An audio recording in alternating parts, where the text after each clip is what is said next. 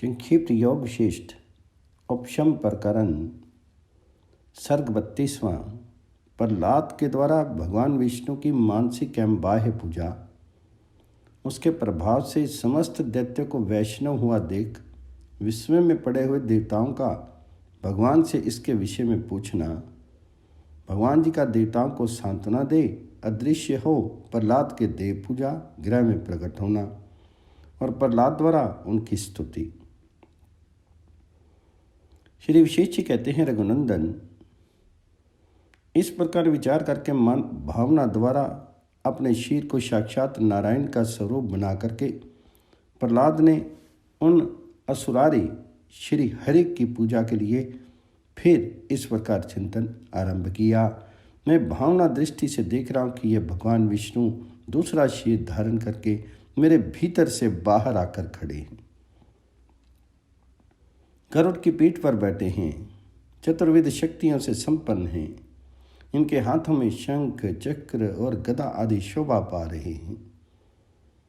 भगवान जी के श्रीअंग सुंदर श्याम कांति से शोभित हैं। इनकी 4 भुजाएं हैं, चंद्रमा और सूर्य ही इनके नेत्र हैं।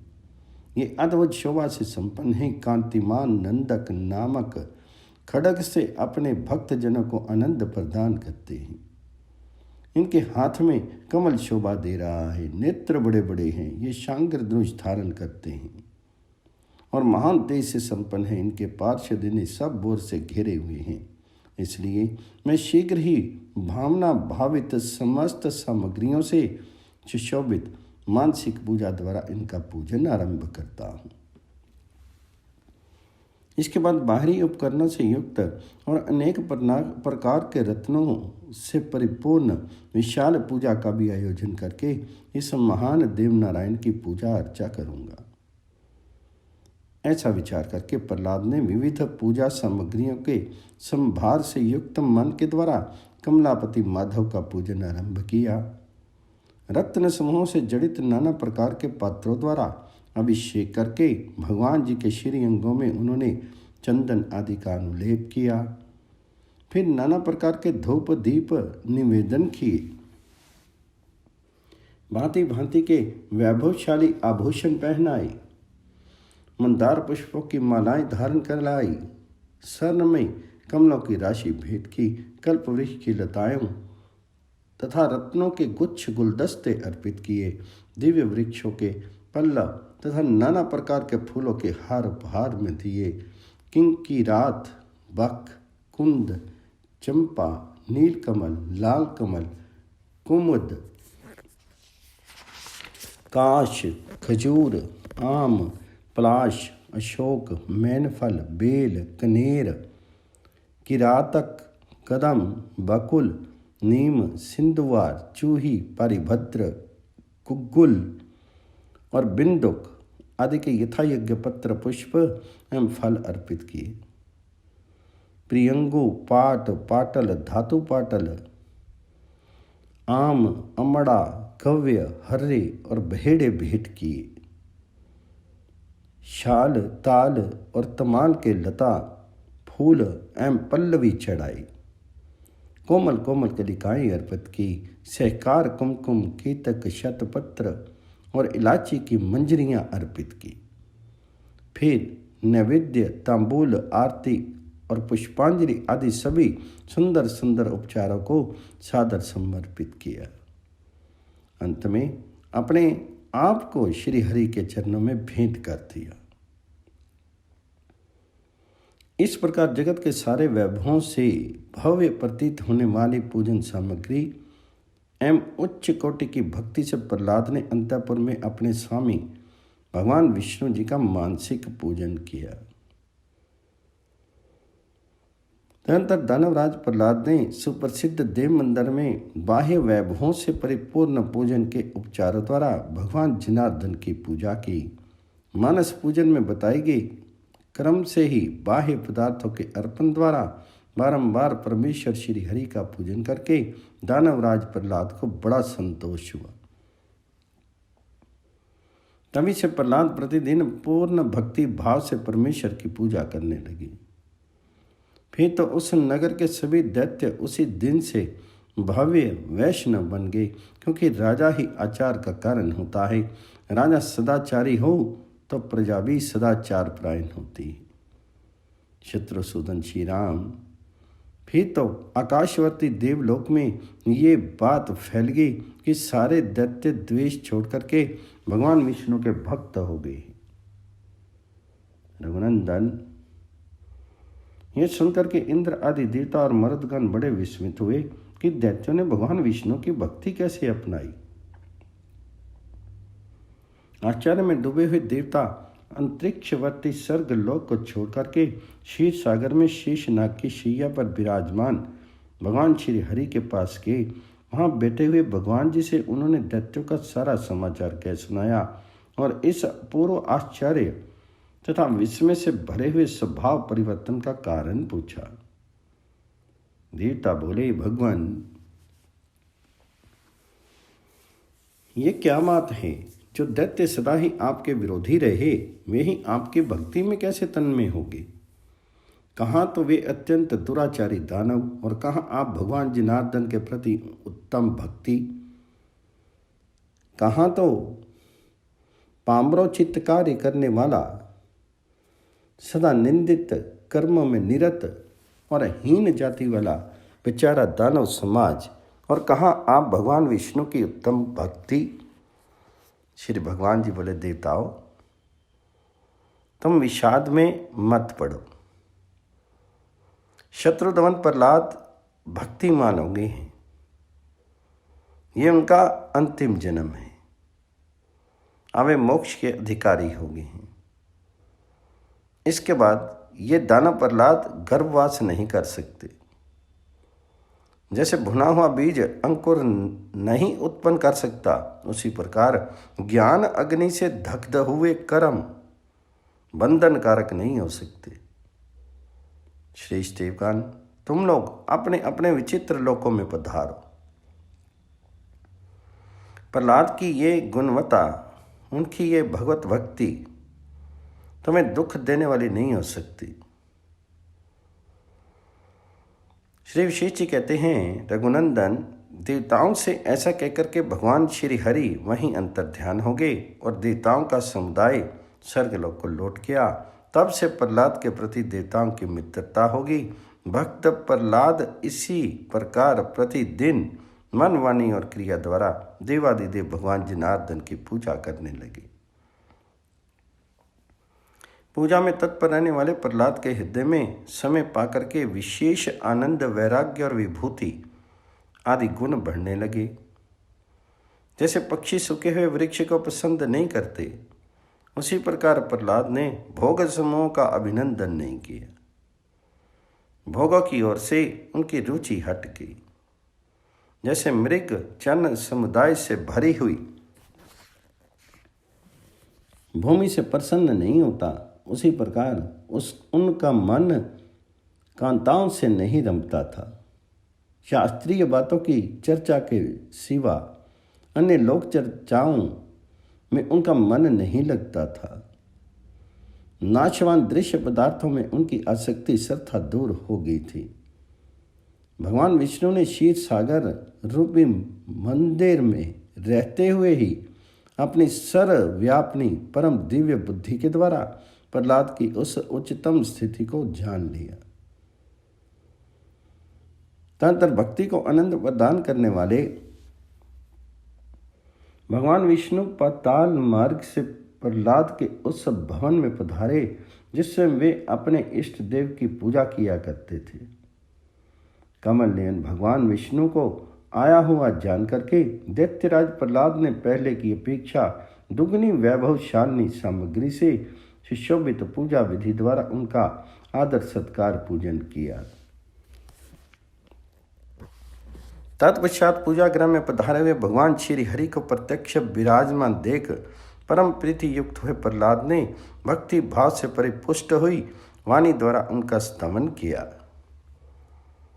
प्रहलाद बोले, जो त्रिभुवन रूपी रत्न को सुरक्षित रखने के लिए मनोहर कोषागार हैं, उपासकों के सारे पापों को हर लेने वाले हैं, अज्ञान अंधकार से परे परम प्रकाश हैं, अशरण को शरण देने वाले तथा शरणागत पालक हैं। उन अजन्मा अच्युत परमेश्वर श्री हरि की मैं शरण लेता हूँ, जो प्रफुल्ल नील कमल दल तथा नील मणि के समान श्याम सुंदर कांति से शोभित हैं, जिनके श्याम विग्रह के लिए शरद ऋतु के निर्मल आकाश के मध्य भाग में उपमा दी जाती है। भ्रमर अंधकार काजल और अंजन के समान नील आभा से जिनके श्री अंग प्रकाशित होते हैं तथा जो अपने हाथों में कमल चक्र एवं गदा धारण करते हैं, उन भगवान विष्णु की मैं शरण ग्रहण करता हूँ। जो परम निर्मल हैं, जिनके कोमल अंग अलिकलाप ब्रह्म राशि के समान श्याम हैं, जिनके हाथ में श्वेत दल वाले अध खिले कमल के समान शंख शोभा पाता है, जिनके नाभि कमल में वेद मंत्रों की ध्वनि रूप गुंजारव से युक्त ब्रह्मारूपी भ्रमर विराजमान हैं तथा जो अपने भक्तजनों के हृदय कमल दल में निवास करते हैं, उन भगवान श्री हरि की मैं शरण लेता हूँ। भगवान के श्वेत नख समूह जहाँ तारों के समान छिटके हुए हैं, जहाँ मधुर मुस्कान की ज्योत्सना से उज्ज्वल मुख रूपी पूर्ण चंद्रमंडल का प्रकाश छा रहा है तथा हृदय सहित कौस्तुभ मनु की किरणों का समूह जहाँ आकाश गंगा की छटा छिटका रहा है, उन सर्वव्यापी श्री हरि रूपी शरत कालिक निर्मल आकाश की मैं शरण ग्रहण करता हूँ। प्रलय काल में अक्षय वट के पत्र पर शयन करने वाले शिशु रूप बाल मुकुंद की मैं शरण लेता हूँ। बालक होने पर भी उनका अनंत कल्याण में दिव्य गुण गणों से सुशोभित शीर बहुत पुराना वृद्ध है।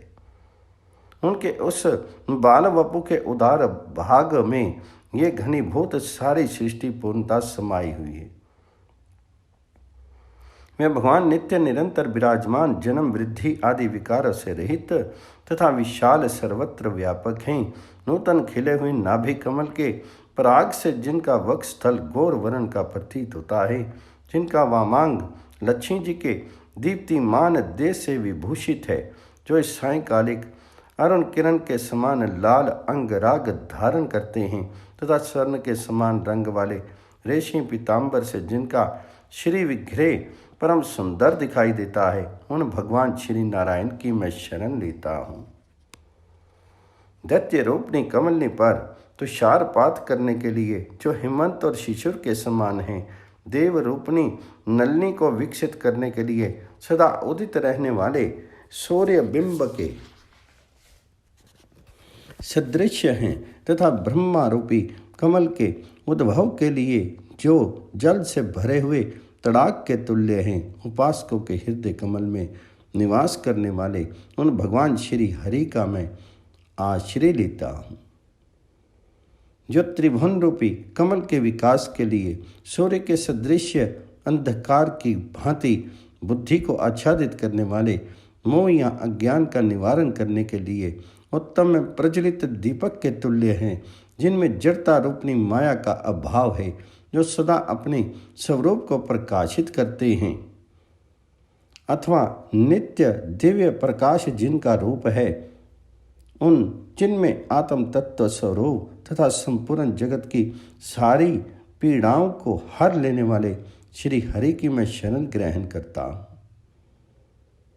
श्री विशेष जी कहते हैं, रघुनंदन, इस प्रकार बहुत सी गुणवलियों से युक्त स्तुति वचनों द्वारा पूजित हुए असुर विनाशक तथा नीलकमल दल के समान श्याम भगवान श्री हरि प्रसन्न होकर के प्रीति युक्त भक्त दैत्यराज प्रहलाद से बोली। सर्ग 32-33 समाप्त। 34वां सर्ग। प्रहलाद को भगवान द्वारा वर प्राप्ति। प्रहलाद का आत्मचिंतन करते हुए परमात्मा का साक्षात्कार करना और उनका स्तवन करते हुए समाधिस्थ हो जाना। तत्पश्चात पाताल की अराजकता का वर्णन और भगवान विष्णु का प्रहलाद को समाधि से विरत करने का विचार।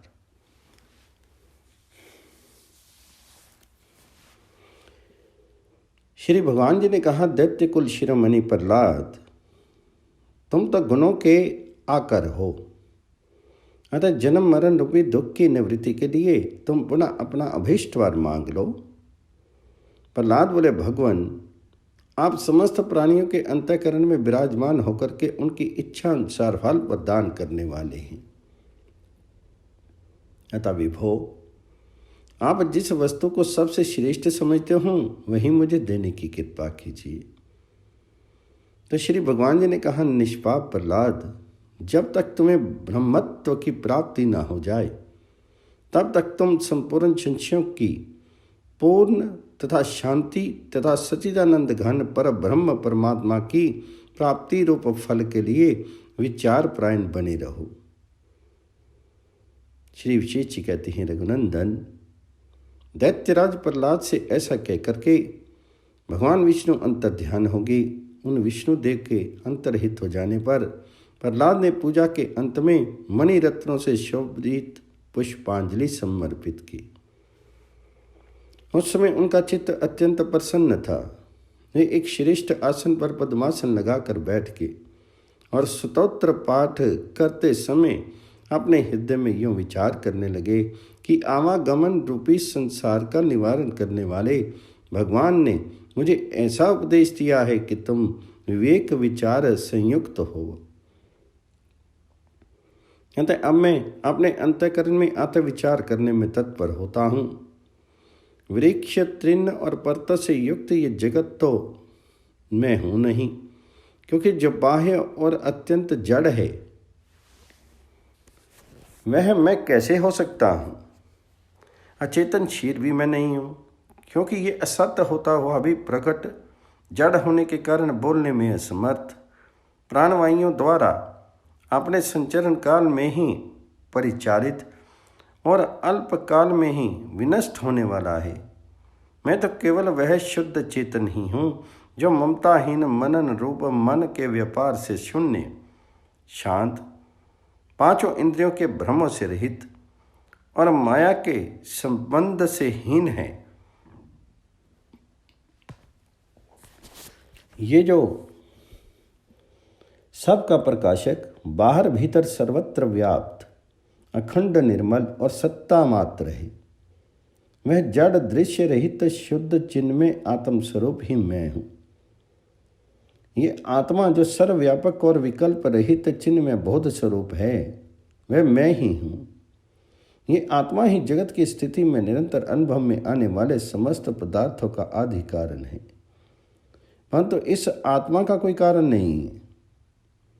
इसी आत्मा से सारे पदार्थों का पदार्थत्व उत्पन्न होता है। ये घटपट आदि आकार वाली सैकड़ों संसारिक पदार्थ विशाल दर्पण रूप इस चिन्ह में शुद्ध आत्मा में प्रतिबिंबित होते हैं। ये अकेला मैं, जो आदि और अंत से रहित तथा सर्वव्यापक हूँ, संपूर्ण चराचर प्राणियों के अंदर आत्म स्वरूप से स्थित हूँ। मेरा ये सांवला स्वरूप, जो शंख चक्र और गदा धारण करने वाला तथा संपूर्ण सौभाग्य की चरम सीमा है, इस जगत का पालन करता है, जो कमल रूपी आसन पर विराजमान होते हैं और निर्विकल्प समाधि में स्थित होकर के परम सुख का अनुभव करते हैं। उन ब्रह्मा के रूप में मैं ही सदा इस जगत में उत्पन्न होता हूँ। मैं ही त्रिनेत्रधारी शिव होकर के प्रलय काल में इस जगत का संहार करता हूँ। मैं ही इंद्र रूप से मनवंतर के क्रम से प्राप्त हुई इस संपूर्ण त्रिलोकी का पालन करता हूँ। ये जो कुछ स्थावर जंगम रूप जगत दृष्टिगोचर हो रहा है, संपूर्ण संकल्पों से रहित वह परम शुद्ध चेतन आत्म रूप मैं ही हूँ, जिसमें अनंत आनंद का अनुभव प्राप्त होता है तथा जो परम शांति से शोभित एवं शुद्ध है एवं ये चिन्मय दृष्टि संपूर्ण दृष्टियों से बढ़कर है, जो शाश्वत एवं विज्ञान नंद घन रूप है। उस उत्तम साम्राज्य का परित्याग करके मुझे इन अनित्य एवं दुख रूप राज्य विभूतियों में लेश मात्र भी सुख की प्रतीति नहीं होती, क्योंकि ये विभूतियाँ रमणीय नहीं हैं। ऐसे विज्ञान आनंद घन परम पद को छोड़ करके मूर्ख ही तुच्छ विषय भोगों में आसक्त होता है। विवेकशील ज्ञानी नहीं, भला इस परम दिव्य दृष्टि का त्याग करके कौन मनुष्य घृणा करने योग्य तुच्छ राज्य में आसक्त होगा, जिन्होंने इस उत्तम दृष्टि का परित्याग करके दुख रूप क्षण भंगुर राज्य में मन लगाया। वे सब के सब वास्तव में मूर्ख ही थे, क्योंकि कहाँ तो नंदन वन की प्रफुल्लित रमणीय वनस्थली और कहाँ संतप्त मरुस्थल। उसी प्रकार कहाँ तो ये परम मार्थिक शांत दिव्य ज्ञान दृष्टियाँ और कहाँ देह एवं विषय भोगों में अहंता ममता बुद्धि, अर्थात इनमें आकाश पाताल का अंतर है। इस त्रिलोकी में राज्य पाकर भी वास्तविक सुख लेश मात्र भी नहीं मिलता, किंतु मूर्खता के कारण ही मनुष्य उसे चाहता है। उधर जो सर्वव्यापक स्वस्थ सम निर्विकार और सर्वरूप हैं, उस चेतन का आश्रय ग्रहण करने से संपूर्ण वास्तविक आनंद सदा सर्वदा प्राप्त होता रहता है। ये जो कोई भी विषय मनुष्य मोह रूपी जाल में आप फंसे हैं, उनके गिरने का प्रधान कारण उनके संकल्प कल्पना ही है। इसी प्रकार मेरे पिता में आदि पूर्वजों ने भी जो संकल्प समूहों से आवृत और विषम रूपी गर्त में गिरने वाले थे, इस बाधा रहित परम आनंद स्वरूप आत्म पद का अनुभव नहीं किया। इसलिए वे भूतल पर इन्हें गिने दिनों तक ही स्फुरित होकर गड्ढे में गिरे हुए क्षुद्र मच्छरों की भांति विनष्ट हो गए। सभी जीव इच्छा और देश से उत्पन्न हुए सुख दुख आदि द्वंद्व रूपी मोह से युक्त होने के कारण पृथ्वी के छिद्र में छिपे हुए कीटों की क्षमता को प्राप्त हो गए हैं, परंतु जिनकी अनुकूल और प्रतिकूल कल्पना रूपी मृग तृष्णा सच्चिदानंद परमात्मा के ज्ञान रूपी मेघ से शांत हो चुकी है, उसी का जीवन धन्य है। ओम ही जिस सच्चिदानंद ब्रह्म का सर्वोत्तम नाम है और जो समस्त विकारों से सत्ता रहित है, वह परमात्मा ही भूतल के समस्त पदार्थों के रूप में विराजमान है। ज्योति स्वरूप वह परमात्मा ही सूर्य आदि के अंतर होकर स्थित होकर अपनी सत्ता स्फूर्ति में उन्हें प्रकाशित करता है। वही अग्नि को उष्णता युक्त करता है और जल को रस में बनाता है। भय रहित वह परमात्मा स्वयं ही प्रकट होता है और ब्रह्मा से लेकर के तृण पर्यंत समस्त जगत को अपनी सत्ता स्फूर्ति से घुमाता रहता है। वह स्थानों से भी बढ़कर के नित्य अचल और आकाश से भी बढ़कर नित्य निर्लेप है। इसी का सदा अन्वेषण स्तमन और ध्यान करना चाहिए। समस्त प्राणियों के शिरों के अंदर उनके हृदय कमल में स्थित ये परमात्मा अत्यंत सुलभ है, क्योंकि हृदय की थोड़ी सी भी सच्ची पुकार से ये तत्क्षण सम्मुख प्रकट हो जाता है। ये परमात्म देव सभी शिरों में उसी प्रकार व्याप्त है जैसे पुष्पों में सुगंध, तिलकनों में तेल और राशि युक्त पदार्थों में माधुर्य। परंतु हृदय में विद्यमान रहने पर भी ये चितन विवेक विचार के अभाव के कारण जाना नहीं जा सकता। विचारना के द्वारा ही उस परमेश्वर का ज्ञान होता है। उसे भली भांति जान लेने पर प्रियजन के समागम की तरह परम आनंद की प्राप्ति होती। अतिशय आनंद प्रदान करने वाले परमात्म रूपी उस परम प्रेमी बंधु का दर्शन होने पर ऐसी ऐसी बुद्धियां उत्पन्न होती हैं जिनके प्रभाव से साधक का परमात्मा से कभी वियोग नहीं होता। उसके संसारिक स्नेह के समस्त बंधन टूट जाते हैं। काम क्रोध आदि सारे शत्रु भी नष्ट हो जाते हैं और तृष्णाएं मन को चंचल नहीं कर पाती। यही परमात्मा आकाश में शून्यता, वायु में स्पंदन, तेजस्वी पदार्थों में प्रकाश, जल में उत्तम मधुरता, पृथ्वी में कठोरता, अग्नि में उष्णता, चंद्रमा में शीतलता और सृष्टि समूह में सत्ता रूप से स्थित है। अज्ञान रूपी शत्रु ने मेरे विवेक धन का अपहरण करके उसका सर्वनाश कर डाला था और वह इतने काल तक मुझे कष्ट देता रहा, परंतु इस समय स्वतः उत्पन्न ही सर्वोत्तम विष्णु कृपा से मुझे परम तत्व का ज्ञान हो गया है, जिससे मैंने उस अज्ञान का परित्याग कर दिया है। इससे मैंने उस परम ज्ञान रूपी मंत्र के बल से इस अहंकार पिशाच को शीर रूपी वृक्ष के खोखले से बाहर निकाल दिया है, जिससे मेरा ये शीर रूपी महान वृक्ष अहंकार रूपी यक्ष से रहित होकर के परम पवित्र हो गया है और प्रफुल्लित वृक्ष के समान सुशोभित हो रहा है। विवेक रूपी धनराशि की प्राप्ति के कारण जब मेरे दुराशा रूपी दोष श्रद्धा नष्ट हो गए, तब मेरी अज्ञान रूपी दरिद्रता भी पूर्णतः शांत हो गई। अतः अब मैं परमेश्वर के रूप में स्थित हूँ। भगवान की कृपा से मुझे संपूर्ण ज्ञातव्य वस्तु का ज्ञान प्राप्त हो गया है और मैंने देखने योग्य सभी दृष्टियों को देख लिया है। इस समय मुझे वह वस्तु प्राप्त हो गई है जिसके पा लेने पर कुछ भी पाना अवशिष्ट नहीं रह जाता।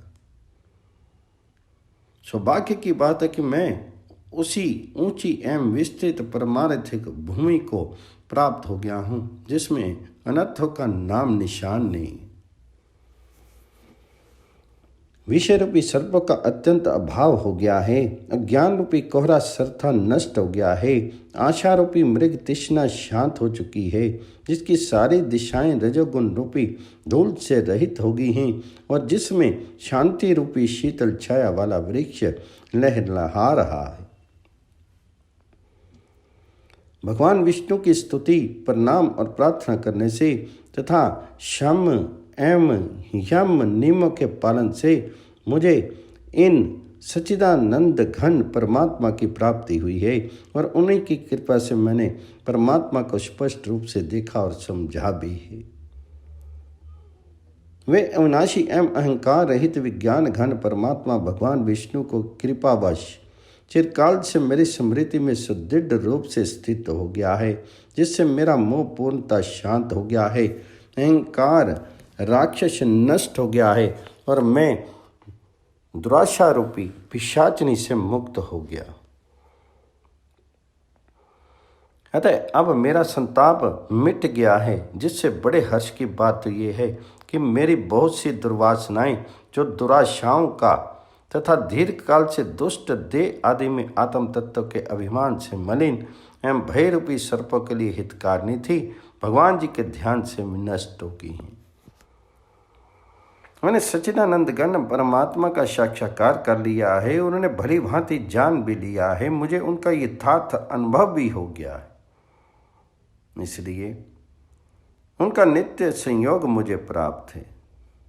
अब मेरा मन जिसके विषय भोग, संकल्प, विकल्प और इच्छाएं पूर्णतः नष्ट हो गई हैं, जो अहंकार से सर्वथा मुक्त है, जिसमें आसक्ति और विषय भोगों की उत्कंठा लेश मात्र भी नहीं रह गई है और जो बाहर भीतर की चेष्टाओं से रहित हो गया है, संसार में उपराम होकर के परमात्मा में लीन हो गया है।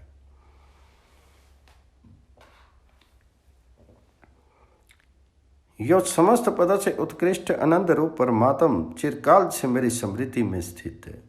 भगवान, बड़े सौभाग्य से आप मुझे उपलब्ध हुए हैं, अतः आप परमात्मा के लिए मेरा नमस्कार है। प्रभु, मैं चिरकाल से आपका दर्शन करते हुए प्रणाम करके आलिंगन कर रहा हूँ। भला त्रिलोकी में आपके अतिरिक्त मेरा परम प्रिय बंधु और कौन हो सकता है। विश्व को उत्पन्न करने वाले विभो, आपने अपनी सत्ता संपूर्ति से संपूर्ण विश्व को परिपूर्ण कर रखा है, इसी कारण सर्वत्र आपका नित्य अनुभव होता है। अतः आप कहाँ भाग कर जा सकते हैं, अर्थात अदृश्य हो सकते हैं। परम प्रिय मित्र, बहुसंख्यक जन्मों के व्यवधान के कारण अज्ञानवश हम दोनों में जो अंतर प्रतीत होता था, वह अब उस अज्ञान के नाश होने से दूर हो गया है और अभेद रूप समीपता प्राप्त हो गई है। बड़े सौभाग्य से मुझे आपका दर्शन प्राप्त हुआ है। आप कृतकृत्य, संसार के कर्ता और सबका भरण पोषण करने वाले हैं। आपको बारंबार नमस्कार है। आप संसार वृक्ष के कारण अविनाशी और विशुद्ध आत्मा हैं। आपको मेरा प्रणाम है। जिनके हाथों में चक्र और कमल से शोभित होते हैं, उन विष्णु रूप आपको नमस्कार है। ललाट पर अर्धचंद्र धारण करने वाले शिव स्वरूप आपको मैं अभिवादन करता हूँ। कमल से उत्पन्न होने वाले ब्रह्मा रूप आपको प्रणाम है। देवराज इंद्र रूप में विराजमान आपकी मैं वंदना करता हूँ। भगवान, हम दोनों में जो ये भेद दृष्टिगोचर हो रहा है, वह समुद्र के जल और उसकी तरंग के समान केवल झूठी कल्पना है। वस्तुतः हम दोनों में कोई भेद है ही नहीं। आप सृष्टिकर्ता, सबके साक्षी रूप और अनंत रूपों में प्रकट होने वाले हैं। आपको पुनः पुनः नमस्कार है। सबके आत्म रूप और सर्वव्यापी आप परमात्मा की बारंबार प्रणाम है। देव, मिट्टी, काष्ठ, पत्थर और जल मात्र, ये सारा जगत आपके सिवा और कुछ नहीं, अर्थात आपका ही स्वरूप है। अतः आपकी प्राप्ति हो जाने पर फिर किसी अन्य वस्तु के प्राप्त करने की इच्छा ही नहीं। जिसका वेद वेदांत के सिद्धांत, तर्क और पुराणों के गीतों द्वारा वर्णन किया गया है, उस परमात्मा का यथार्थ ज्ञान हो जाने पर फिर वह कैसे विस्मृत हो सकता है। निर्मल पर ब्रह्म परमात्म रूप आपका साक्षात्कार हो जाने पर देख के वे सुंदर विषय भोग भी आज मेरे हृदय को रुचिकर नहीं लग रहे हैं। आप निर्मल दिव्य ज्योति स्वरूप हैं। आपसे ही सूर्य में प्रकाश करता आई है और शीतल हिमरूप आपसे ही चंद्रमा को शीतलता को प्राप्त हुई है। आपके ही प्रभाव से यह पर्वत गुरुता से संपन्न हुआ है और आपने ही इन खेचरों को धारण कर रखा है। आपके ही बल से यह पृथ्वी अटल रूप से स्थित है और आपकी ही सत्ता से आकाश आकाशता को प्राप्त हुआ है। बड़े सौभाग्य की बात है कि आप मेरे स्वरूप को प्राप्त हो गए और मैं आपके रूप में परिणित हो गया। अतः अब मैं आप हूं और आप मैं हूं। इसलिए देव, अब हम दोनों में भेद नहीं रह गया है, अर्थात हम एक ही भाव को प्राप्त हो गए हैं। इसमें भी मेरा सौभाग्य ही कारण है। मेरा आत्मा जो सम शुद्ध साक्षी रूप निराकार और दिव्य काल आदि से रहित है, उसी में आप स्थित हैं। आपका स्वरूप सूक्ष्म से भी सूक्ष्म है। आपके ही अंदर इस संसार मंडल था और रहेगा। काष्ठ में व्याप्त आग की भांति आप इस शरीर के अंदर स्थित हैं। आप इस सर्वोत्तम अमृत स्वरूप रस हैं और तेजस्वी पदार्थों को प्रकाशित करने वाले भी आप ही हैं। आप ही पदार्थों के ज्ञाता और ज्योतियों के प्रकाश हैं। जैसे स्वर्ण में कड़े, बाजूबंद, कियूर आदि आभूषणों का आरोप किया जाता है, उसी तरह संसारिक पदार्थ समूह आप में ही आरोपित हैं। आपको प्राप्त कर लेने पर प्रारब्ध के अनुकूल प्राप्त हुए सुख दुख का प्रवाह समूल नष्ट हो जाता है। ठीक उसी तरह जैसे सूर्य के प्रकाश को पाकर के अंधकार का अथवा गर्मी को पाकर के हिम का नाम निशान मिट जाता है, भगवान, ये सारा विश्व आपका ही स्वरूप है। आपकी जय हो। आप शांति प्रायण, सभी परमाणु से परे और संपूर्ण आगमों द्वारा जानने योग्य हैं। आपकी बार बार जय हो। श्री वशिष्ठ जी कहते हैं, रघुनंदन, शत्रु वीरों का संहार करने वाले प्रहलाद इस प्रकार परमात्मा का चिंतन करते करते निर्विकल्प परमात्म स्वरूप परमात्मा में समाधिस्थ हो गए। अपने महल में यह समाधि अवस्था में पड़े हुए दैत्यवंशी प्रहलाद का बहुत सा समय व्यतीत हो गया। उस समय यद्यपि असुर श्रेष्ठों ने उन्हें जगाने की बड़ी चेष्टा की, तथापि अस्वय में उन महाबुद्धिमान की समाधि भंग नहीं हुई। यो निश्चल ब्रह्म स्वरूप एवं शांत हुए प्रहलाद ब्रह्म दृष्टि शून्य होकर के, बाह्य दृष्टि शून्य होकर के हजारों वर्षों तक उस दैत्य नगरी में समाधिस्थ पड़े रहे। उस समय हिरण्यकश्यप मर चुका था और उसके पुत्र प्रहलाद समाधिस्थ हो गए थे। अतः जब पाताल में कोई अन्य राजा नहीं रह गया, तब दानवों को अपने अधिपति का अभाव खटकने लगा। इसलिए उन्होंने प्रहलाद को समाधि से जगाने के लिए घोर प्रयत्न किया, परंतु वह नहीं जगे। तब उन राजा सहित रहित नगर में बलवान दैत्य लुटेरों की तरह शिक्षा अनुसार लूटपाट करने लगे, जिससे उद्विग्न होकर के अन्य दैत्य अपनी अभीष्ट दिशाओं में भाग गए। उस अराजकता के कारण पाताल लोक चिरकाल के लिए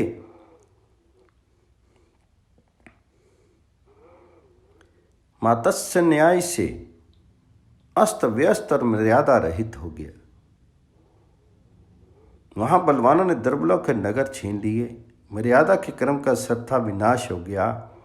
सभी लोग स्त्रियों को पीड़ा पहुंचाने लगे। पुरुषों के प्रलाप और रोदन के शब्द चारों ओर व्याप्त हो गए। लोगों ने एक दूसरे के वस्त्र छीन लिए। नगरों का मध्य भाग खंडर के रूप में परिणित हो गया और क्रीड़ा उद्यान नष्ट भ्रष्ट हो गए। सारा राज्य व्यर्थ के अनर्थों से पीड़ित हो गया। दिशाएं धूल से व्याप्त हो गई। अन्न, फल और बंधु बांधों का अभाव हो गया। इस प्रकार आकस्मिक उत्पात से विवश होकर के सारा असुर समुदाय चिंताग्रस्त हो गया। उससे वह असुर मंडल भय से उद्विग्न हो गया था। वहाँ स्त्रियां धन, मंत्र और युद्ध मर्यादाहीन हो गए थे। जिनके धन और स्त्रियों का अपहरण हो गया था, उनका करुण क्रंदन चारों ओर गूंज रहा था, जिससे वह दैत्य समाज कलयुग आने पर लूटपाट करने वाले क्रूर लुटेरों सा जान पड़ता था।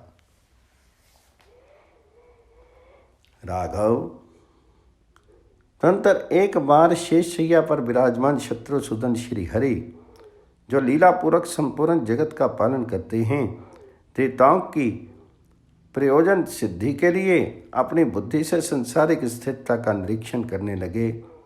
पहले उन्हें मन ही मन स्वर्ग लोक का अवलोकन करके तत्पश्चात भूतलवासियों के आचरणों का निरीक्षण किया। फिर वे मन से ही शीघ्र दैत्यों द्वारा सुरक्षित पाताल लोक में जा पहुंचे। वहां उन्होंने देखा कि दानवराज प्रहलाद अटल समाधि में स्थित है, जिससे अमरावतीपुरी में संपत्ति की भरपूर वृद्धि हो गई है। तब जो शेषशैया पर पद्मासन लगाकर बैठे थे तथा जिनके हाथों में शंख, चक्र और गदा शोभित हो रहे थे, उन भगवान नारायण के मन में ऐसा विचार उत्पन्न हुआ कि मैं रसातल में जाकर के दानवराज प्रहलाद को उनके क्रम में पहले की तरह उसी प्रकार स्थापित करूंगा, जैसे वसंत ऋतु वृक्ष को पुनः उसकी पूर्व दिशा में ला देती है। यदि मैं प्रहलाद के अतिरिक्त किसी दूसरे को दानवराज के पद पर स्थापित करता हूँ, तो वह निश्चय ही देवताओं पर आक्रमण कर देगा। साथ ही प्रहलाद का ये अंतिम शीर परम पावन है। वह इसी शीर से कल्प पर्यंत यहाँ निवास करेगा, क्योंकि परमेश्वर की नीति देवी ने ऐसा ही निश्चित किया है। कि प्रहलाद को इस शरीर में से यहाँ एक कल्प तक रहना चाहिए। इसलिए मैं वहाँ जाकर के दैत्यराज प्रहलाद को ही जगाऊंगा, जिससे वह जीवन मुक्त की समाधि में स्थित होकर के दैत्य अधिपत्य को ग्रहण करें। निश्चय ही हम मर्यादा रहित दस्यों के अत्याचार से भयानक उस पाताल में जाकर के दैत्यराज प्रहलाद को समाधि से विरत करेंगे और इस संपूर्ण जगत को पूर्ववत स्वस्थ बनाएंगे। सर्ग 34, 35, 36, 37, 38 समाप्त।